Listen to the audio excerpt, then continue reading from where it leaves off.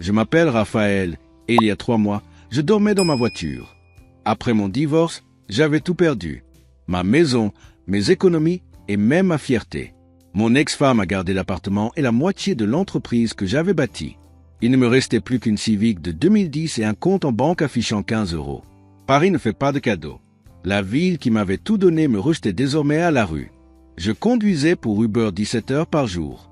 Je déjeunais sur le pouce, je me lavais dans les stations-service, je dormais sur le parking d'un centre commercial. Chaque course était une humiliation silencieuse. Les gens montaient dans ma voiture sans imaginer qu'elle était aussi ma maison. C'est lors d'un mardi glacial que j'ai accepté une course à la Défense. Quand le passager est monté, je me suis figé. C'était comme regarder dans un miroir. Le même visage, les mêmes yeux marrons, la même cicatrice à l'arcade sourcilière. Il m'a fixé dans le rétroviseur et a blêmi.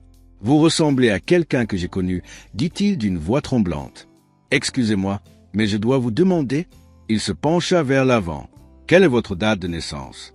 La question me prit au dépourvu. « Le 16 avril 1989. » Pourquoi ? Il ferma les yeux un long moment. Quand il les rouvrit, ils étaient embués de larmes. Mon frère a disparu il y a 25 ans. Il avait 2 ans à l'époque. Je m'appelle Léonard Almeida. Mon cœur s'accéléra. Almeida était mon nom de famille. Pourtant, j'avais toujours ce qui étaient mes parents. J'avais grandi dans une maison modeste à Saint-Denis avec Joseph et Marie Durand. Ils étaient morts dans un accident quand j'avais 15 ans. « Vous faites erreur », répondis-je, mais ma voix manquait d'assurance. Léonard sortit une vieille photo de son portefeuille. C'était un enfant de 2 ans, avec la même cicatrice à l'arcade que la mienne. Cette photo a été prise 2 semaines avant sa disparition. Regardez la date au verso. Ma main tremblait en prenant la photo. La date indiquait avril 1991, exactement quand j'avais 2 ans. « Où avez-vous eu cette cicatrice ?» demanda Léonard. Je touchai instinctivement mon arcade. Ma mère m'a dit que c'était une chute quand j'avais 3 ans. Il secoua lentement la tête. Mon frère est tombé du lit à 2 ans et a cogné sa tête contre le coin de la commode. Il a gardé cette marque exacte. Je garai la voiture sur le bas-côté. Mes mains étaient moites. C'est de la folie. Vous devez descendre de ma voiture. Léonard ne bougea pas. Il me tendit simplement une carte avec une adresse et un numéro de téléphone. Ma mère est toujours en vie. Elle ne s'est jamais remise de cette disparition. Si j'ai tort, je vous présente mes excuses. Mais si j'ai raison, il s'arrêta, la voix nouée. S'il vous plaît, envisagez au moins de faire un test ADN. Je paierai tout. Je pris la carte avec des doigts tremblants et conduisis en silence jusqu'à sa destination. Je passai 3 jours sans pouvoir chasser cette conversation de mon esprit. Chaque fois que je me regardais dans le miroir, je voyais le visage de Léonard. La ressemblance était troublante. Je me rendis dans une boutique d'archives et achetai de vieux journaux de 1991. Je cherchais des avis de recherche d'enfants disparus. Et je trouvais « Enfant de 2 ans disparu à Neuilly-sur-Seine ». La photo était petite, mais indubitable. C'était le même garçon que sur la photo de Léonard. Le nom, Gabriel Almeida. Mon cœur faillit s'arrêter. L'article disait que la nourrice le gardait quand il avait disparu. Elle avait dit aux parents qu'elle était sortie 5 minutes pour acheter du pain. À son retour, l'enfant n'était plus là. Une enquête avait été ouverte, mais rien n'avait jamais été trouvé. La nourrice avait quitté Paris peu après. Je pris une profonde inspiration et appelai le numéro sur la carte.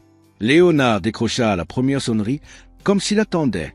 Nous prîmes rendez-vous au laboratoire 2 jours plus tard. Quand j'arrivai, Léonard était accompagné d'une dame aux cheveux gris. Elle avait les mêmes yeux marrons que je voyais dans le miroir.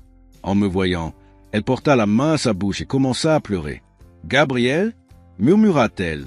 Quelque chose se brisa en moi. « Je m'appelle Raphaël » dis-je, mais ma voix semblait lointaine, même pour moi.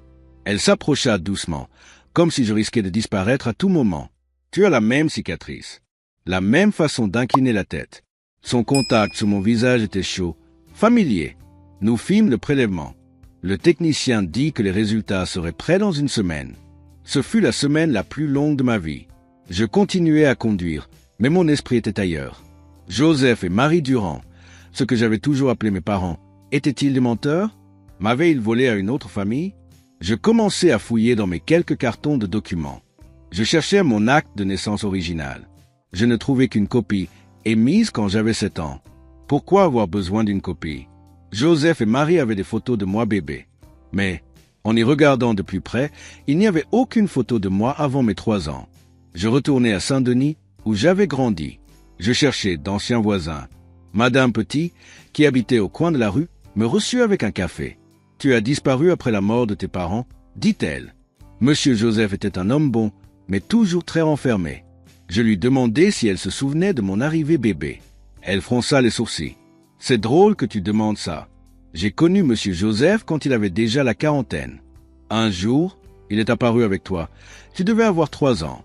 Il disait que sa femme était morte en couche et qu'il t'avait élevé seul jusqu'alors. Mais ensuite, je l'ai vue vivante, elle, et c'était étrange. Mon estomac se noua. Étrange comment? Madame Petit remua le sucre dans son café, pensive. Eh bien, il avait dit que sa femme était morte, mais 2 semaines plus tard, elle est apparue. Il a expliqué qu'il avait menti par honte, qu'elle vous avait abandonné, mais elle n'avait pas l'air du genre à faire ça. Chaque information était un coup de poignard. Ils étaient pauvres, très pauvres au début, mais après quelques mois avec toi, leur vie s'est améliorée. Monsieur Joseph a commencé à avoir de meilleurs emplois, ils ont même acheté une belle voiture. Je la remerciai et sortis de là, les jambes flageolantes. Était-ce un pot de vin? Du chantage? Au 6e jour d'attente, Léonard m'appela. Je dois te dire ce que j'ai découvert. La nourrice qui te gardait, elle n'a pas quitté Paris. Elle est morte 3 mois après ta disparition. Renversée par une voiture. La ligne resta silencieuse. C'était un accident? Demandai-je. Officiellement, oui. Le matin du 7e jour, le laboratoire appela. Léonard demanda à ce que nous soyons ensemble pour ouvrir les résultats. Nous nous retrouvâmes dans un café du quartier latin. Il arriva avec sa mère. Notre mère? L'enveloppe scellée était entre nous, intacte, comme une bombe prête à exploser. Peu importe ce qui est écrit là-dedans, dit-elle en me tenant la main, je veux que tu saches que nous n'avons jamais cessé de chercher. J'ouvris l'enveloppe avec des doigts tremblants. Les lettres dansaient sur la page. Compatibilité de 99,9%. Nous étions une famille. Elle me serra fort dans ses bras, sanglotant. Léonard avait les yeux rouges. J'aurais dû ressentir de la joie, du soulagement, mais je ne ressentais que de la colère. Joseph et Marie m'avaient volé. Ils avaient volé une vie entière. Ils avaient volé à cette femme 25 ans avec son fils. Avaient-ils payé quelqu'un pour me kidnapper? Léonard essuya ses yeux. J'ai engagé un détective privé. Il a découvert quelque chose de troublant. Joseph Durand a travaillé comme chauffeur pour notre famille pendant 2 mois avant ta disparition. Mon père l'avait licencié pour suspicion de petit vol. La rage grandit en moi comme un feu. 3 semaines après le licenciement, je disparaissais. La nourrice était la cousine de Joseph. Les pièces du puzzle s'emboîtaient parfaitement. C'était une vengeance, chuchotai-je. Il m'a volé parce qu'il a été viré. Ma mère, Marianne Almeida, j'avais découvert son prénom, posa la main sur mon épaule. J'ai failli devenir folle. Ton père, Richard, s'est noyé dans le travail pour ne pas penser. Notre mariage a failli ne pas survivre. Léonard a grandi en sentant qu'il ne suffisait pas, qu'il ne comblait pas le vide que tu avais laissé. Je regardai mon frère. Il détourna le regard, mais je vis la douleur. Où est Richard maintenant? Demandai-je. Marianne baissa les yeux. Ton père est mort il y a 3 ans. Un cancer. Dans ces derniers jours, il ne parlait que de toi. Il s'excusait de ne pas t'avoir retrouvé. Je ressentis une perte pour quelqu'un que je n'avais jamais connu. Un père qui avait cherché son fils jusqu'à son dernier souffle. Léonard ouvrit un dossier. Voici ce que le détective a découvert. Joseph Durand a reçu l'équivalent de 50 000 € en 1991. Déposé en 3 versements sur 6 mois. Origine inconnue. 50 000 € en 1991, c'était une fortune. Quelqu'un l'a payé pour te kidnapper. La question est, qui? Léonard fit glisser une autre photo sur la table. C'était un homme en costume, élégant. C'est mon oncle, Bruno Almeida, le frère cadet de notre père. Quand tu as disparu, il s'est beaucoup impliqué dans les recherches. Il a consolé mes parents. Il était comme un second père pour moi. Pourquoi tu me montres ça? Demandai-je. Léonard hésita. Parce que le détective a découvert que 3 mois après ta disparition, Bruno est devenu l'associé majoritaire de l'entreprise familiale. Papa était trop dévasté pour travailler. Bruno en a profité. Tu penses que ton propre oncle a commandité mon enlèvement? Marianne secoua la tête. Bruno ne ferait pas ça. Il nous a beaucoup aidés à l'époque. Mais Léonard ne semblait pas convaincu.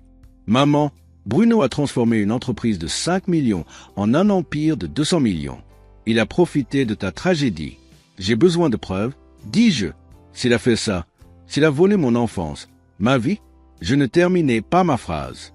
Mais la colère dans ma voix était claire. Léonard acquiesça. Le détective travaille encore dessus. Mais il y a autre chose. Joseph Durand est mort en 2010, n'est-ce pas? Lui et sa femme sont morts dans un accident de voiture.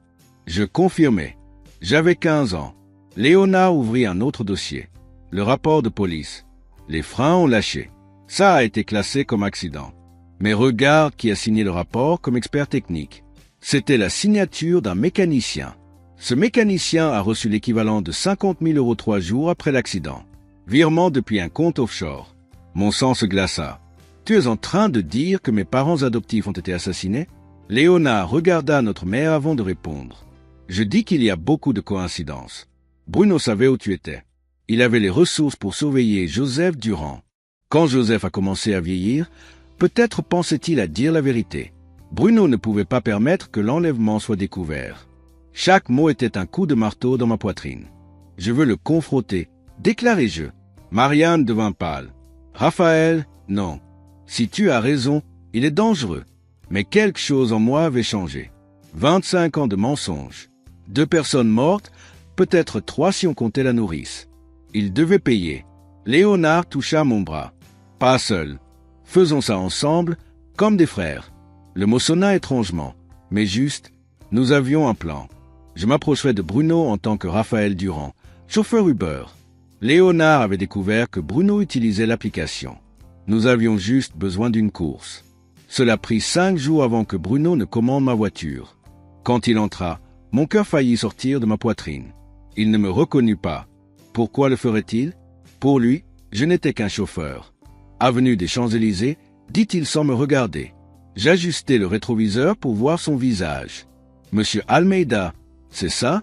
Il leva les yeux de son téléphone, légèrement irrité. Oui, pourquoi? Je souris dans le miroir. Je connais les Almeida, famille traditionnelle de Neuilly. Histoire tragique avec cet enfant qui a disparu, n'est-ce pas? Je vis tout son corps se raidir. Comment savez-vous cela? Sa voix avait changé, teintée d'une pointe de peur. Paris est petit pour qui s'est écouté.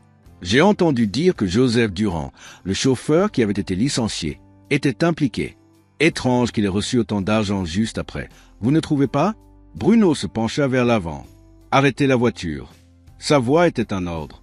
Nous ne sommes pas encore arrivés, dis-je en gardant mon calme. J'ai aussi entendu dire que Joseph est mort dans un accident très opportun des années plus tard. Et sa cousine renversée. On dirait presque que quelqu'un effaçait les traces. Arrêtez la voiture, maintenant. Je m'arrêtai sur le bas-côté. Bruno avait déjà son téléphone en main. Qui êtes-vous? Bon sang. Je sortis la vieille photo de ma poche et la jetai sur la banquette arrière. La photo du garçon de 2 ans avec la cicatrice. Il prit la photo et tous les muscles de son visage se contractèrent. Ça ne veut rien dire, dit-il, mais sa voix tremblait. Ça veut tout dire. Je suis Gabriel Almeida, le garçon que vous avez fait kidnapper. Le silence qui suivit fut assourdissant. Bruno me regarda dans le miroir. Il me voyait vraiment pour la première fois. La reconnaissance dans ses yeux était indéniable. Vous êtes fou. Je ne sais pas de quoi vous parlez. Mais il transpirait. J'ai des preuves. Les virements à Joseph Durand. Le paiement au mécanicien. Les comptes offshore. Tout remonte à vous. Bruno rit, mais c'était un son sans humour. Des preuves? Vous n'avez rien. Alors pourquoi avez-vous peur? Je me retournai pour lui faire face.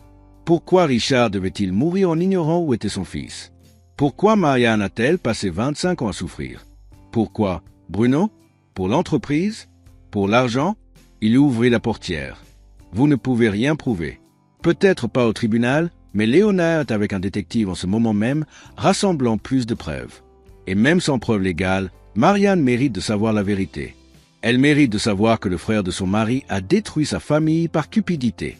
Bruno s'arrêta, la main toujours sur la portière. Que voulez-vous?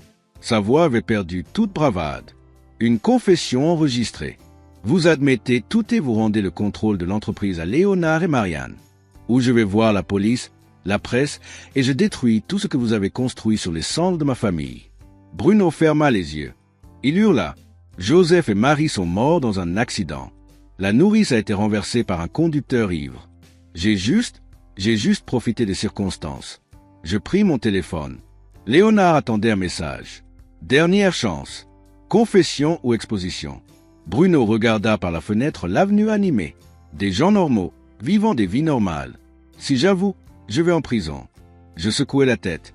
Je n'ai pas de preuves assez solides pour la prison, mais vous perdrez tout le reste. L'entreprise, la réputation, le respect. Vous vivrez, mais comme un paria. Je ne voulais pas que ça dure si longtemps, chuchota Théil. Ça devait être temporaire. Juste pour sortir Richard du jeu quelques mois. Mais plus le temps passait, plus il devenait impossible de faire marche arrière. J'activai l'enregistreur du téléphone. Alors commencez par le début. Racontez tout. Et il raconta. Il parla de comment il avait planifié avec Joseph Durand. Comment il avait payé une avance puis le reste plus tard. Comment la cousine avait participé en sachant qu'elle serait bien payée. Comment il avait vu son frère Richard dépérir de dépression pendant qu'il bâtissait un empire sur cette tragédie. Vous allez démissionner de l'entreprise demain. Vous annoncerez que Léonard prendra le poste de PDG et Marianne la présidence du conseil. Et vous quitterez la ville. Bruno acquiesça, vaincu. Et si je refuse, je montrerai le téléphone. Presse, police, réseaux sociaux. Vous choisissez. Il sortit de la voiture sans dire un mot de plus. Je restai là, tremblant, essayant de digérer ce qui venait de se passer. 25 ans de mystère résolu lors d'une course Uber. J'appelai Léonard. J'ai la confession. À l'autre bout de la ligne, il poussa un soupir de soulagement. Bruno tint parole. Il démissionna. Il transféra ses actions. Et il disparut. J'ai entendu dire qu'il vit au Portugal. Une partie de moi voulait qu'il souffre plus. Mais une autre partie comprenait qu'il souffrait déjà, portant ce poids pour le restant de ses jours. Parfois, je conduis encore pour Uber. Je n'ai plus besoin d'argent. Mais j'aime discuter avec les gens, écouter leurs histoires. Chaque passager est un univers. Et parfois je pense, et si je n'avais pas accepté ces courses, Léonard m'aurait-il trouvé d'une autre façon, ou vivrions-nous pour toujours comme des étrangers? Joseph et Marie m'ont donné de l'amour, même s'il était bâti sur des mensonges. Marianne et Richard m'ont donné la vie, même si elle a été volée.